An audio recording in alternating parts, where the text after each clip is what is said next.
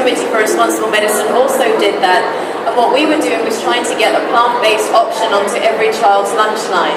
Because we know that children have extremely high levels of saturated fat in their current diets, of cholesterol, and of all of these other different nutrients that are not nutrients, and what they don't have is high fiber and high micronutrient content.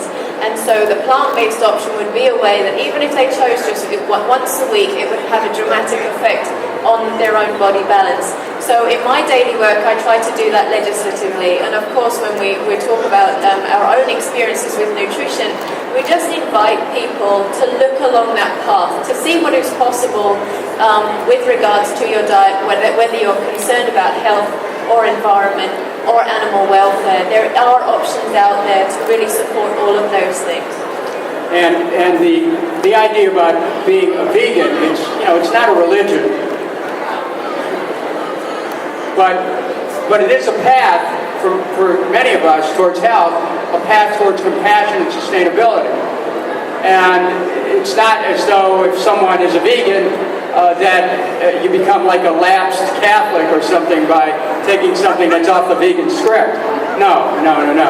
It's a constant movement in a direction of healthy choices, compassionate choices, and it's a trial and error as well, as all diets are, except this is not just a diet, it's a way of life. Yes?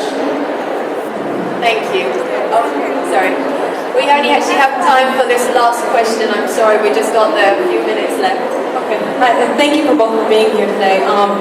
As an ethical vegan, I'm curious to know what both of your perspective is on the future of animal welfare legislation, and who do you think will be at the forefront of that legislation, of that push?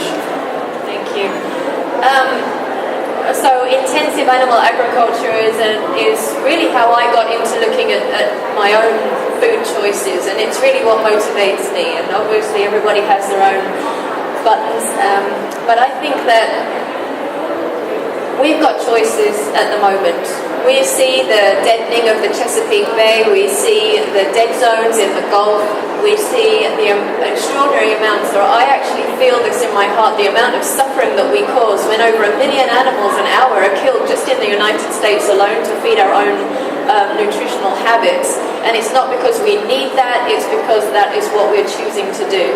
We all have choices, and if we start to look at our own health or the environment, we will shift the choices that we're making. This really is about a cultural perception of the future, and also an understanding and a feeling about how we value ourselves and our own lives.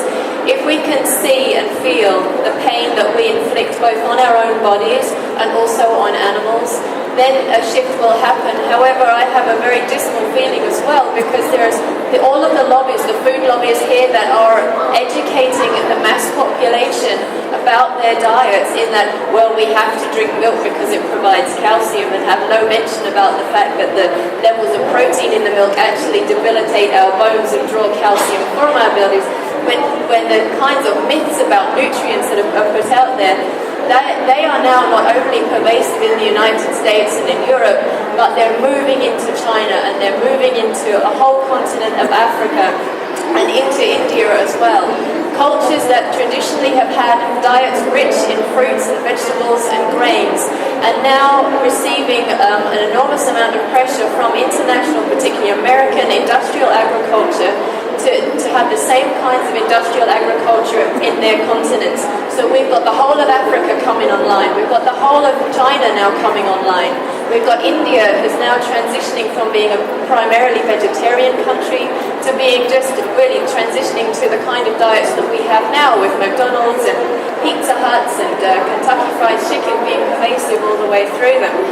So we need to be able to show and to educate the experience that we've had in our transitions, and to also be able to communicate where you can, if you do travel, if you do go to Africa or live or know people out there, really talk about the reality of what our diet has done to the health of the nation and the health of the environment in America.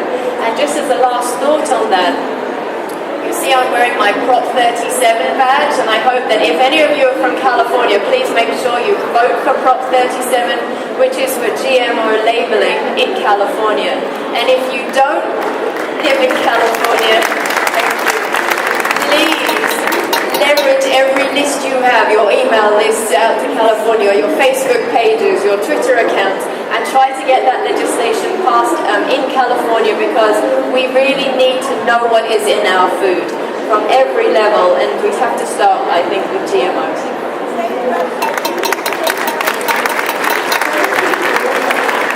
I've just been asked, my website for my documentary on GMOs is gmofilm.com. Please have a look at the sizzle reel on there, and if you can support it, please do. And the documentary, by the way, is called GMO OMG. Right. Just, as we conclude here, wherever I've been across America, it always happens, people come forward and say, what can we do? The implicit understanding is it's about collective action. But before that, it's about individual action, and that's why you're here today. The power that each person has, not only to change one's own life, but to change other person's life, is imminent in every moment. And the human unity which I speak of, we look at the first motto of the United States, out of many we are one. If we have the implicit understanding that we are already one, that we're already united, and that we reject the thinking that tries to separate us, then we have the potential of reconciling with nature, which Thomas Berry spoke of. And then we become one again with nature, with that natural world, which is really our true home. The idea that somehow we are separate from the animals, that we are separate from the forest, that we're separate from the air, that we're separate from the water. That type of thinking is the thinking that will cause the disintegration of the world. But the integration of the world is brought about through a conscious understanding that we are implicitly one with nature and we're implicitly one with each other. So be of strong heart, be courageous, live courageously, and keep challenging the status quo. Thank you very much.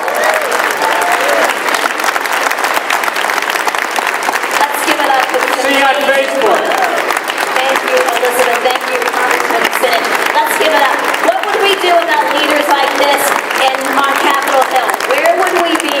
Let's give it up for the great state of Ohio. Thank you so much. It is truly, we're truly blessed to be able to bring leaders like this to our community.